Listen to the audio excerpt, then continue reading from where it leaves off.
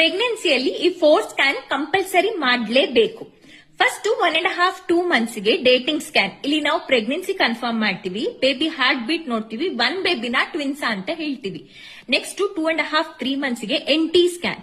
ಇಲ್ಲಿ ಬೇಬಿದು mental development ಹೇಗಾಗ್ತಾ ಇದೆ ಅಂತ ಹೇಳ್ತೀವಿ.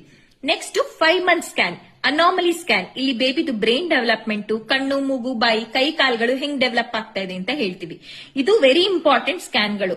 ನೆಕ್ಸ್ಟ್ ಬರೋದೆಲ್ಲ ಗ್ರೋತ್ ಸ್ಕ್ಯಾನ್ಸ್. ಒಂದು 7.5-8 months ಗೆ, ಇನ್ನೊಂದು 9 ತಿಂಗಳಷ್ಟೊತ್ತಿಗೆ ಮಾಡಿಸ್ಕೋಬಹುದು. ಇಲ್ಲಿ ಬೇಬಿದು ವೇಟ್ ಎಷ್ಟು, ಬೇಬಿ ಸುತ್ತ ಫ್ಲೂಯಿಡ್ ಎಷ್ಟಿದೆ, ಬೇಬಿಗೆ ಬ್ಲಡ್ ಫ್ಲೋ ಹೇಗೆ ಹೋಗ್ತಾ ಇದೆ ಅಂತ ನೋಡ್ತೀವಿ. ಇದೆಲ್ಲ ಮಾಡ್ಲೇಬೇಕಾಗಿರೋ ಸ್ಕ್ಯಾನ್ಸ್.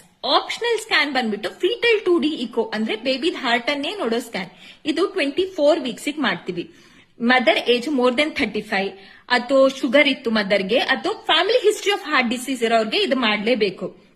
ಇನ್ನು ಆಪ್ಷನಲ್ ಬ್ಲಡ್ ಟೆಸ್ಟ್ ಬರುತ್ತೆ ಸ್ಕ್ಯಾನ್ ಜೊತೆ. ಅದು ಒಂದು 3rd month ಅಲ್ಲಿ NT ಸ್ಕ್ಯಾನ್ ಜೊತೆ ಡ್ಯುಯಲ್ ಮಾರ್ಕರ್, ಮತ್ತೆ ಅನಾಮಲಿ ಸ್ಕ್ಯಾನ್ ಜೊತೆ ಕ್ವಾಡ್ರಪಲ್ ಮಾರ್ಕರ್.